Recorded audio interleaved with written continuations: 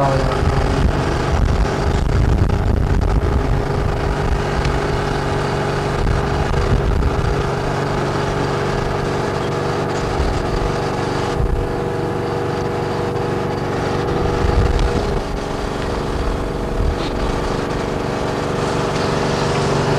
اللہ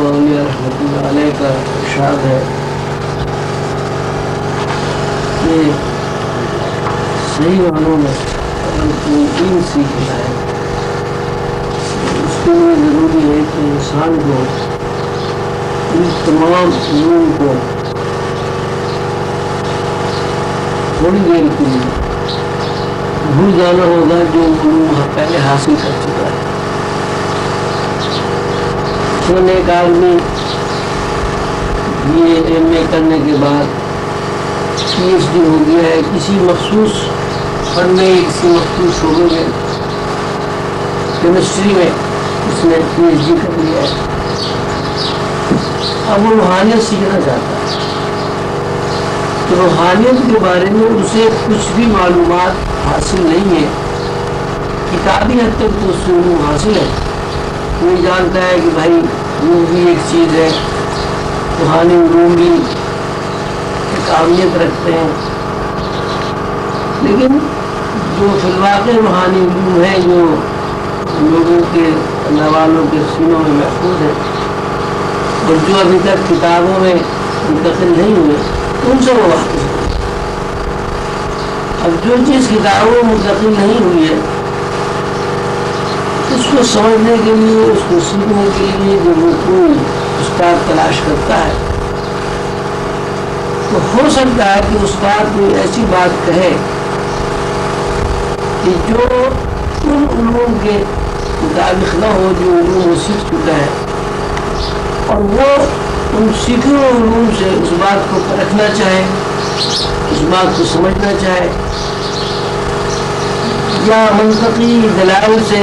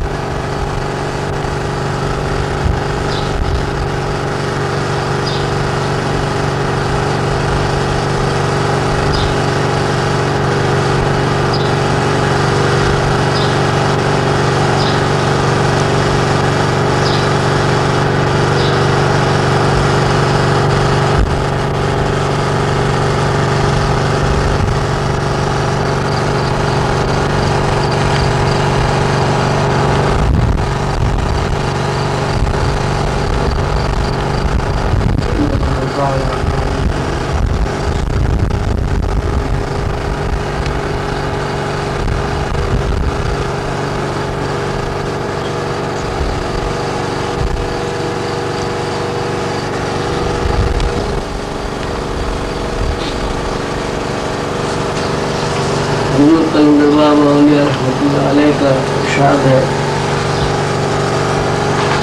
کہ صحیح معنوں میں اگر کوئی دین سیکھنا ہے اس کے لیے ضروری ہے کہ انسان کو ان تمام علوم کو تھوڑی دیر کے لیے بھول جانا ہوگا جو علوم پہلے حاصل کر چکا ہے۔ ایک آدمی یہ ایم اے کرنے کے بعد پی ایچ ڈی ہو گیا ہے کسی مخصوص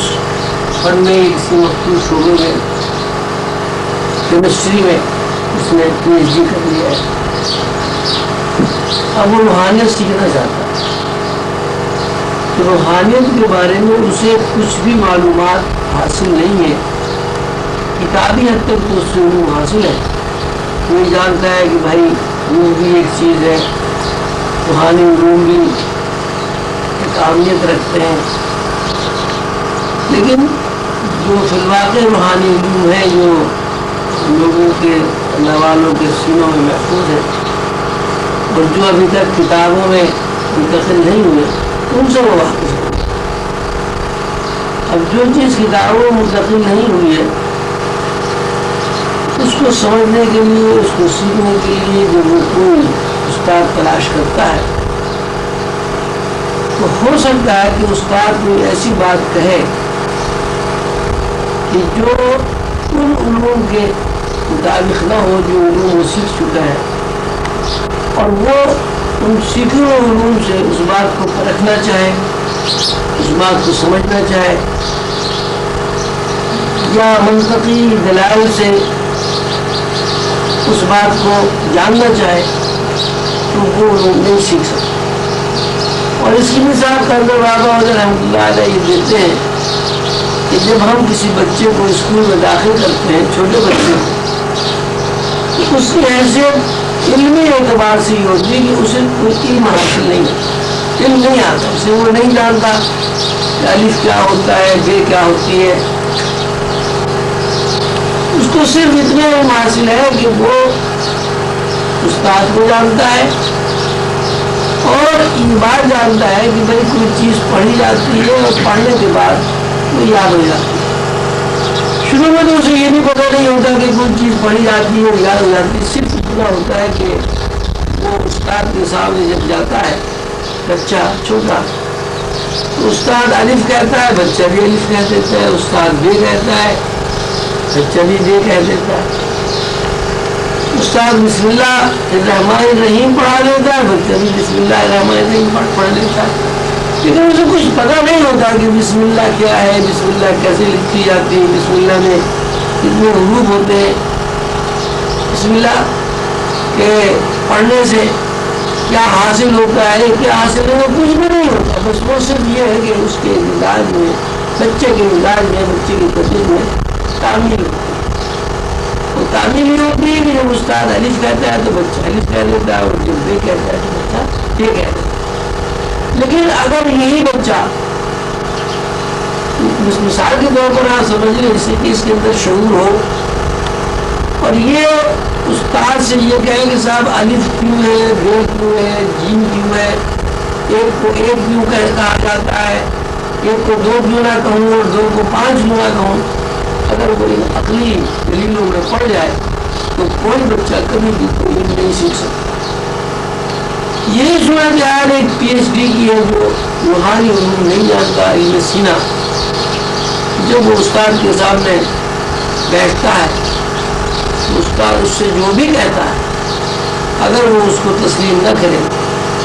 تو وہ روحانی علوم نہیں سیکھ سکتا۔ مقصد یہ ہے کہ روحانی علوم سیکھنے کے لیے بنیادی بات یہ ہے کہ انسان کا ذہن بالکل یکسو ہو، خالی ہو، اور جو کچھ وہ جانتا ہے، جو کچھ وہ پڑھا ہوا ہے اس کو اس لیے اس علم میں شامل نہ کرے کہ یہ جو کچھ وہ جانتا ہے اس علم میں اور جو کچھ وہ نہیں جانتا اس علم میں بنیادی فرق یہ ہے کہ وہ کتابی علم نہیں۔ حضرت امام غزالی کا بڑا مشہور واقعہ ہے کہ جب وہ ابوبکر شبلی کی خدمت میں حاضر ہوئے انہوں نے یہ کہا کہ بھائی جب شبلی تم نے بہت وقت ضائع کر دیا ہے، اور صورت یہ ہے کہ بھائی ایک علم ایسا ہوتا ہے کہ اس میں پہلے علم حاصل ہوتا ہے پھر اس پر عمل کیا جاتا ہے،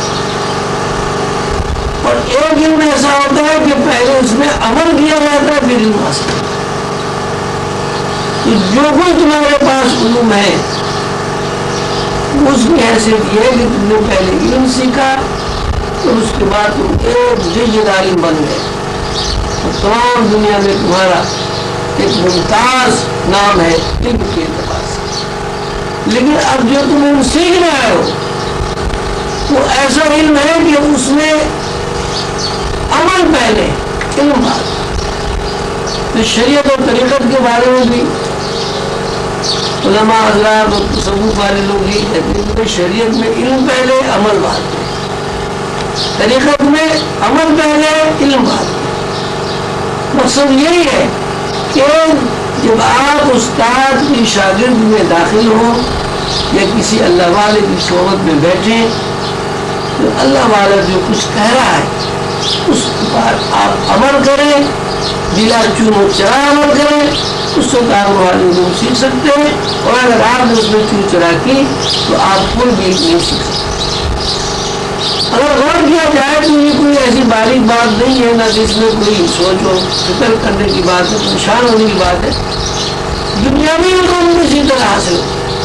جیسے میں نے ابھی نرسری کے بچے کی آپ کو مثال دی ہے کہ نرسری کا بچہ اگر استاد کے کہیں بھی ABCD کو بے عقلی کی بنیاد پر تسلیم نہ کرے تو وہ ABCD الف ب کبھی اسے یاد نہیں ہو سکتی اور نہ ہی کوئی علوم سیکھ سکتا۔ روحانی علوم کے بارے میں یہ بنیادی نقطہ ہے، جب کوئی آدمی روحانی علوم سیکھے یا دنیا میں کوئی بھی علوم سیکھے، اس کو جو علم آتا ہے پہلے سے اس کو بیچ میں نہ لائے۔ اگر وہ علوم جو اس کے سیکھے جو بیچ میں آ جائیں گے تو وہ علم جو ہے وہ نہیں سیکھ سکے گا۔ اس کی مثال یہ بھی ہے کہ ایک آدمی بہت اچھا اردو داں ہے، عالم ہے، فاضل ہے اردو میں، لیکن انگریزی اسے نہیں آتی۔ اب وہ کسی استاد کو پکڑتا ہے، استاد کہتا ہے صاحب ABCD، وہ اگر یہ خیر کے ساتھ نہیں ABCD کیوں A الف ہے اور B بے ہے، C جیم ہے، تو وہ آدمی کبھی بھی انگریزی نہیں سیکھ سکتا۔ دنیاوی علوم میں یہ ہوتا ہے کہ بھئی ایک چیز جو ہے وہ کتاب میں موجود ہے، آپ اس کو کتاب میں دیکھ کر سمجھ کر سن کر اسے آپ یاد کر سکتے ہیں، پڑھ سکتے ہیں، لیکن روحانی علوم جو ہے یعنی بنیادی علوم جو روحانی ہے ان کا تعلق علم سینہ سے ہے، اور وہ علوم کتابی شکل میں نہیں ہوتے بلکہ روحانی طور پر منتقل ہوتے ہیں، اور اس کے منتقل ہونے میں بنیادی شرط یہ ہے کہ طالب علم یا شاگرد روحانی شاگرد جو ہے استاد کے کہنے پر بلا شروع سے کام ہوتا ہے۔ آج تو بھائی دھن بڑی رہی ہے۔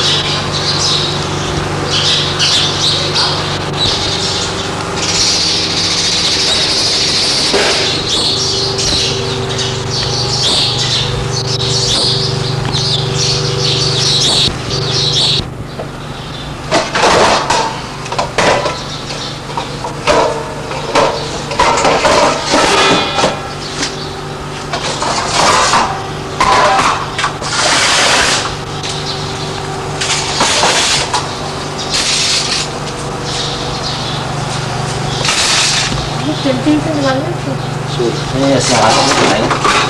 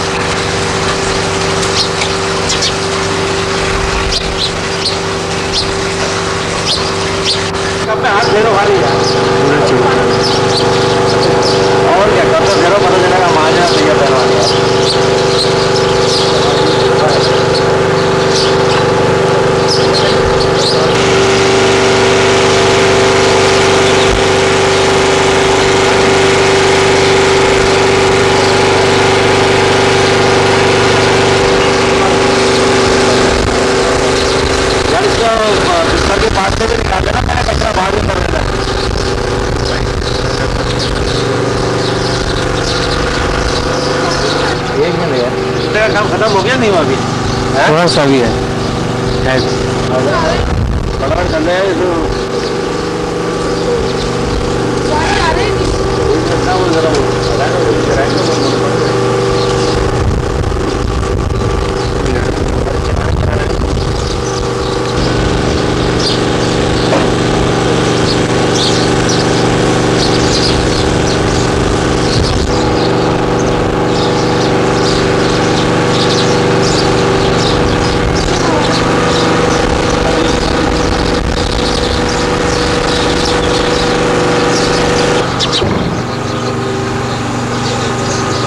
दिखाएं निकाल लो चौथा भी दिखा दे नहीं बाहर सिलेंडर रखा है गैस का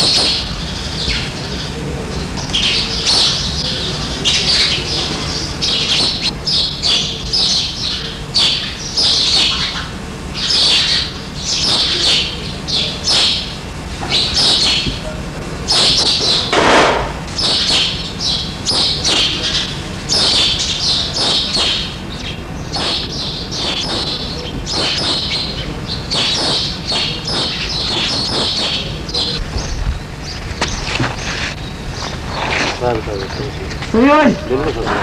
اب تم خالی چوڑی باندھ لگا دو میں خود سے بک رہا ہوں ہاں اسٹارٹ ایک میرا ہاتھ پکڑ لو تم چھوڑو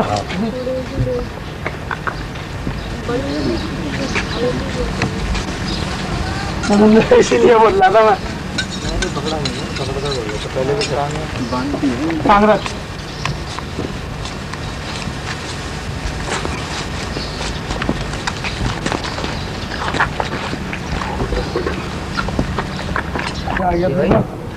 ہاں بابو لندن سے بلانا آئیں گے ہم کو چھوٹا نا نیچے کھانے لندن جائے گی ہاں بابو بچیاں دیکھتے رہو تو وہی توبہ کریں گے جتنی آرام بچیاں تھی کٹی بھی اٹھ گئی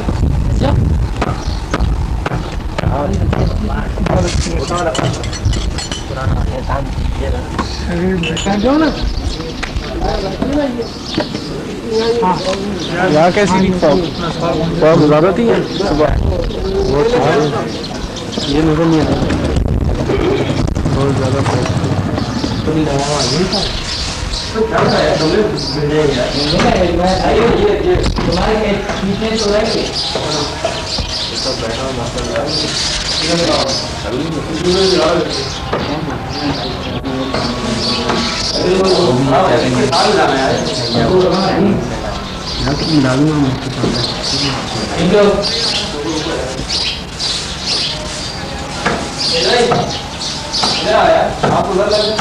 ایک بار بول لیجیے بات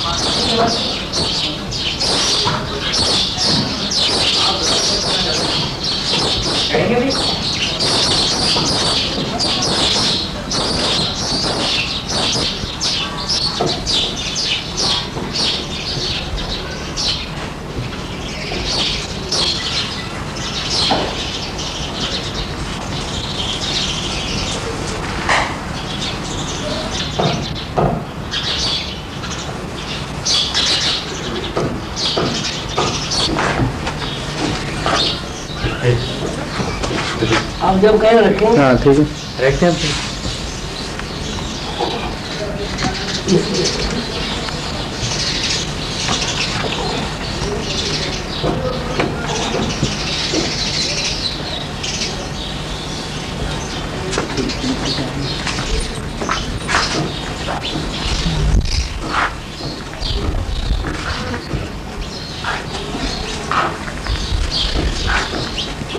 ٹکرائے گا یہ سے ٹکرائے گا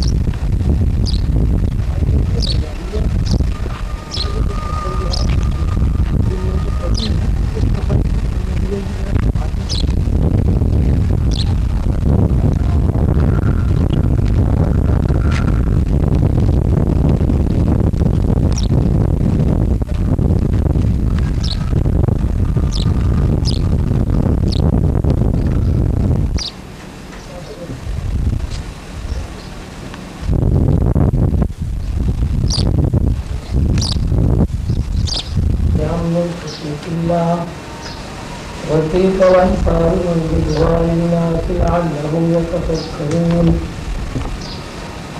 اللہ تعالیٰ فرماتے ہیں کہ قرآن یہ قرآن ایسی جامع اور طاقت والی کتاب ہے، قوت والی کتاب ہے. اگر ہم اس کو پہاڑوں پر نازل کرتے تو پہاڑ ریزہ ریزہ ہو جاتے ہیں. اور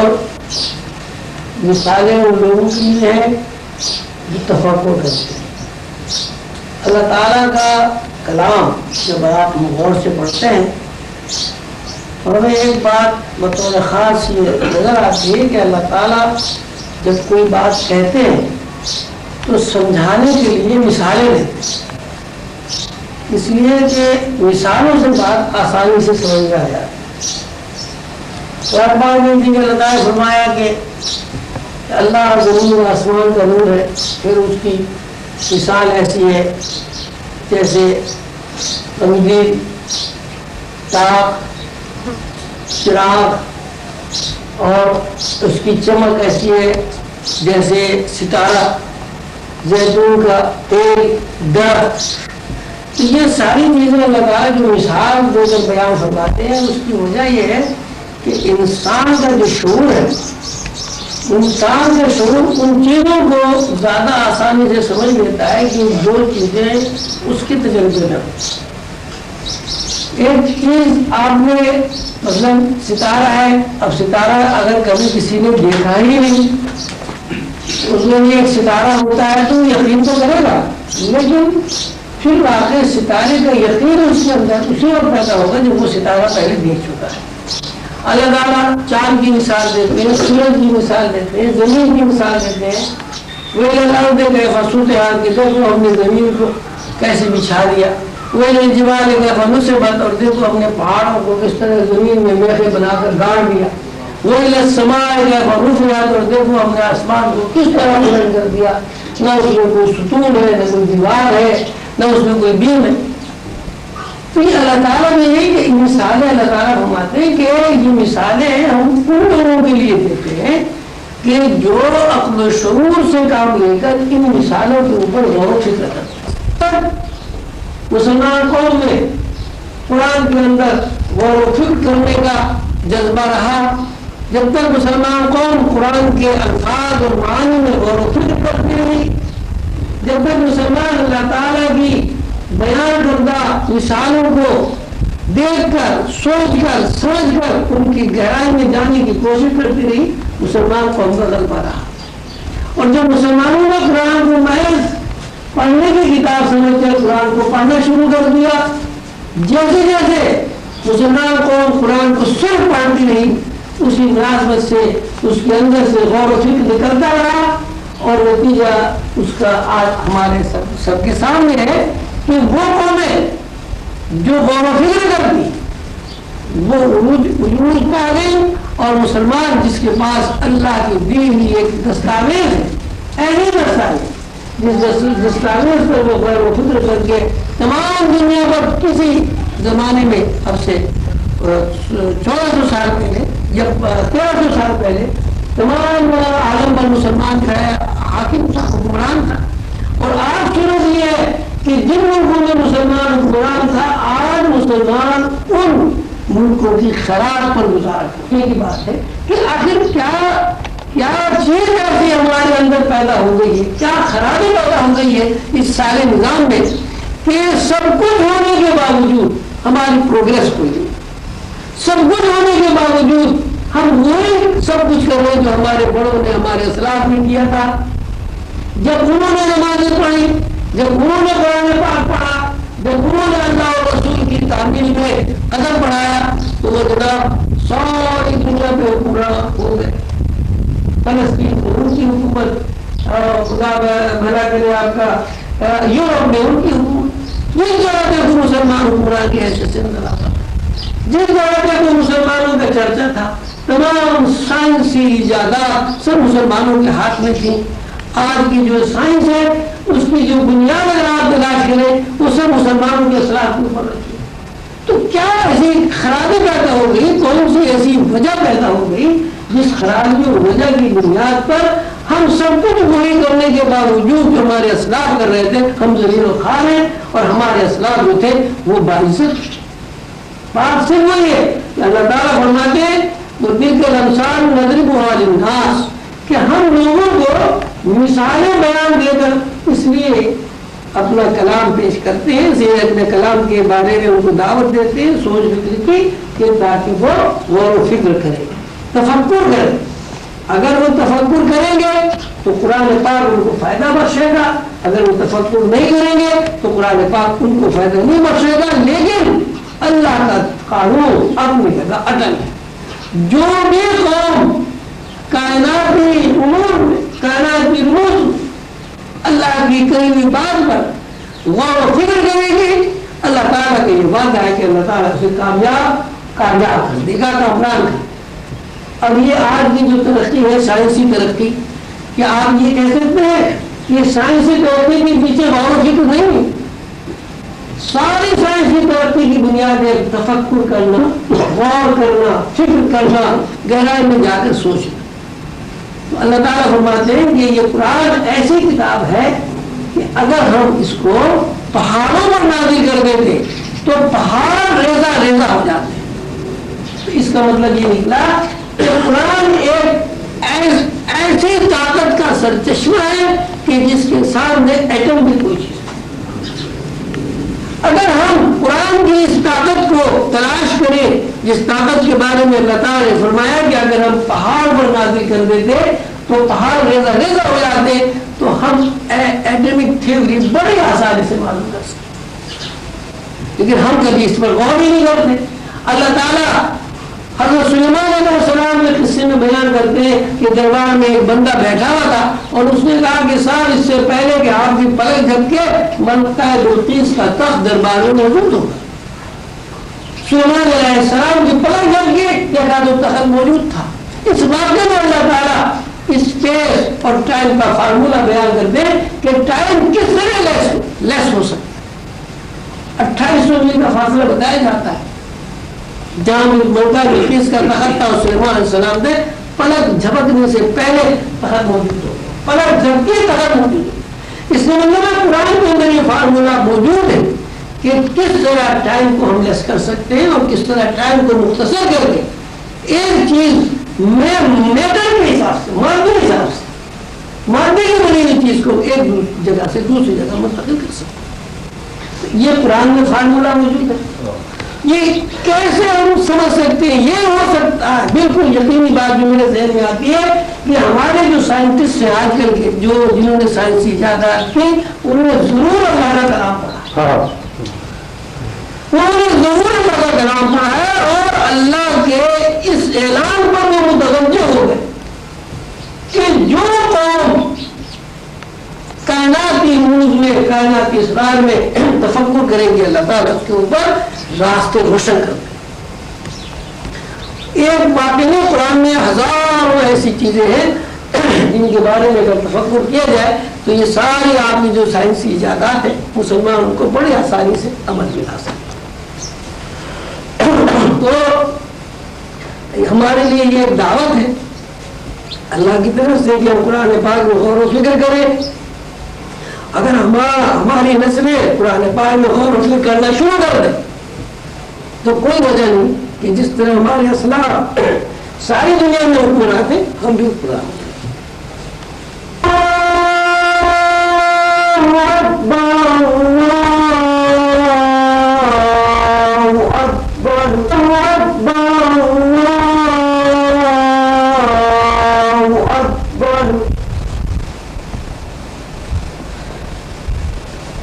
أشهد أن لا إله إلا الله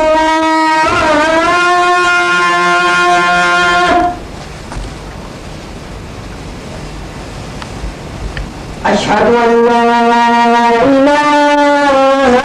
إلا الله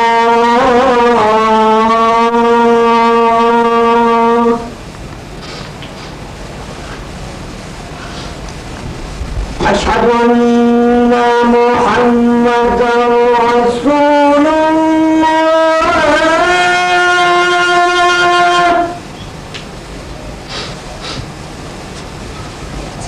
أشهد أن محمد رسول الله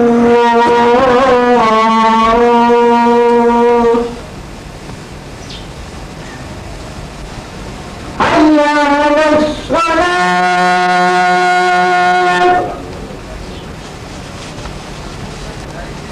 حي على الصلاة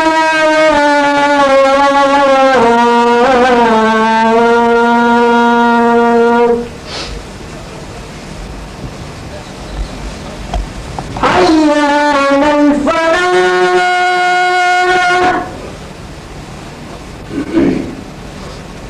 حي على الفلاح.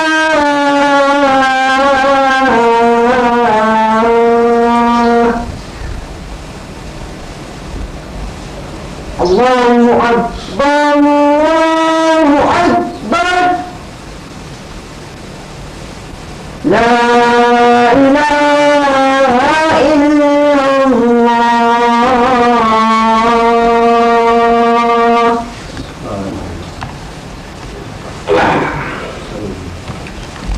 الحمد لله الحمد لله الذي جعل يوم الجمعة سيد الأيام ولا نعبد ولا نستعين إلا إياه وهو الذي فرض صلاة الجمعة فصاروا إلى ذكر الله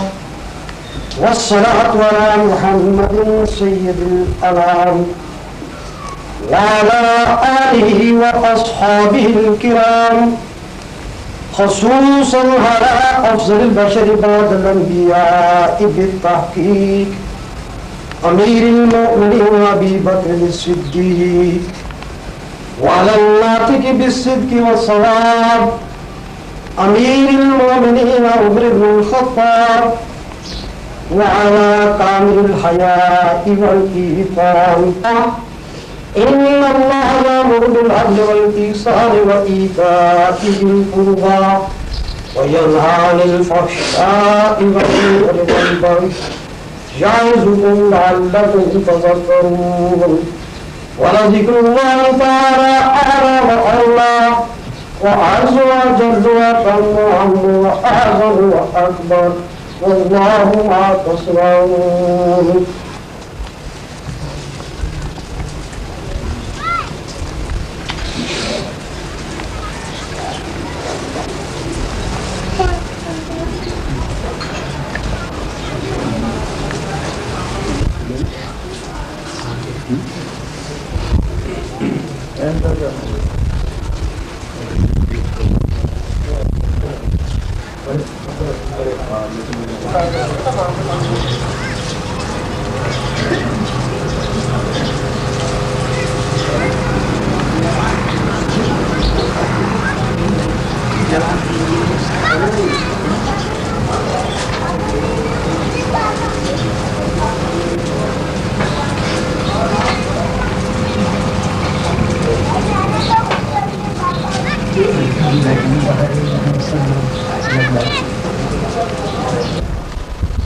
ले लें इनसे रुका लेना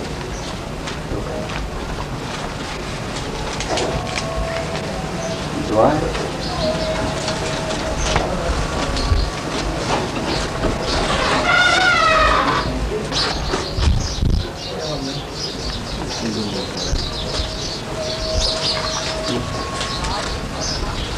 थोड़ा सा जितना वक्त होता है उसमें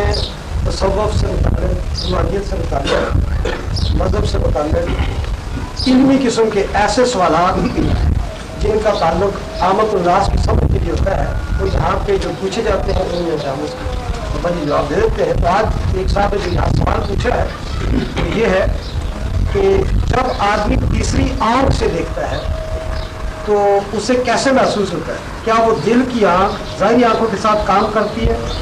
फिर वो अपने वजूद को महसूस करता है या नहीं? पहली बात तो ये समझने की है कि तीसरी आँख होती भी है ये नहीं।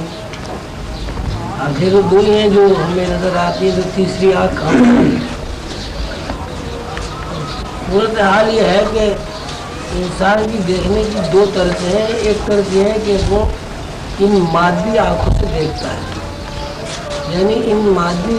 आँखों पर बाहर का अक्स पड़ता है और ये आँखें उस अक्स को कबूल करके दिमाग के ऊपर लौटा देती है। तो आदमी देखता है, आँखों से देखना हो, यानी आदमी इस तरह देखता है, आदमी इस तरह देखता है कि पहले कोई चीज़ उसने देखी, सामने एक मंजर बना उसका और आँखों के बेलों ने, पपोटों ने या आँख का वो जो तिल है, असर इसे कहते हैं, उसने उस मंजर को पकड़ के दिमाग के ऊपर मुंतकिल कर दिया। तो उसने देखा, तो वो उसको देखना कहता है कि मैं ये देखा हूँ। हालांकि आँख का देखना उस वक्त भी होता जब एक अंधा है, उसकी आँखें भी होती हैं।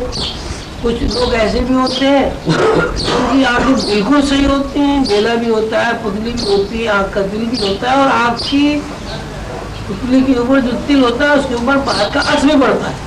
लेकिन इसके बावजूद आदमी नहीं देख सकता। पहले तो ये कि देखने की तर्ज पता होनी चाहिए कि आदमी देखता किस तरह है। हुजूर रहमतुल्लाह अलैह ने इस बात को अपनी किताब लौह कलम में बड़ी वजाहत से बयान फरमाया है। वो कहते हैं कि देखने की दो तरह हैं। एक देखना जो है दिलवास्ता है और एक देखना यह है कि उसमें वास्ता काम नहीं करता। दिलवास्ता देखना यह है कि एक सामने एक मंजर है, उस मंजर को ये आँख पहले देखे, अपने अंदर ये मंजर कशी करके फिर दिमाग के ऊपर उसको मुंतकिल कर दे। तो ये देखना बिलवास्ता देखना, यानी हम जो चीज़ देख रहे हैं वो। तमाम भाइयों से अभी गुजारिश ये है कि कारोबार वगैरह हमने ये ब्लाग रखे हम इस तरह से ये ब्लाग लगाएंगे तमाम भाइयों के ब्लाग अपनी ब्लाग को लेकर अल्लाह ताला के घर में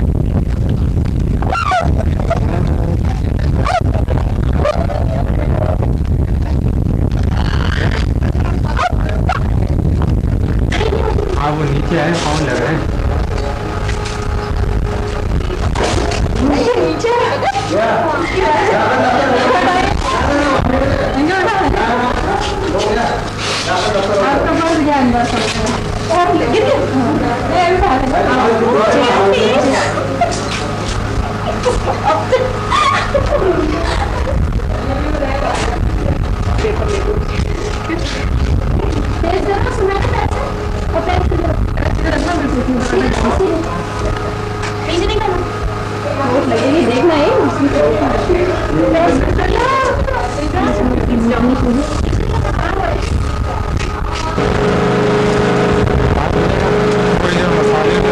चम्मच उड़ाएंगे इसमें